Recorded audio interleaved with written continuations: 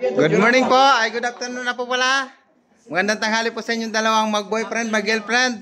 Ito po si nanay, graduate na daw po siya. Sabi niya po na nagpagamot dito nung una ay may bukol doon sa kanyang liig. Ano po kasi yung sakit niyo nung una, nay? Ano ba sabi ng doktor sa bukol niyo? Cancer? Hindi ko pa po nagpapacheck. Pero talaga may bukol yan pumunta kayo rito? Meron po. Sinasabi ko naman sa kanila. Pero wala na akong makapay. Nilusaw lang ng Diyos. Amen. Thank you, Lord. Pero nung una po talaga, nung sinabi niyo po na may bukol kayo dito, meron po talaga siya? Meron.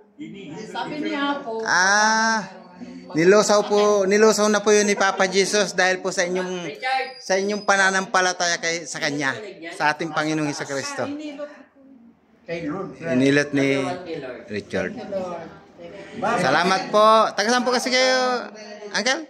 Tay Rizal. Salamat po sa inyong pagtitiwala, sa patuloy na inyong pagtitiwala sa alipin na Jesus Nazareno. Graduate na po ang girlfriend mo. Salamat po. Ingat po kayo sa pag-uwi. Bye-bye po. Bye-bye. Maraming salamat. Thank you. Ingat. Masaya silang uuwi. Thank you po, Lord.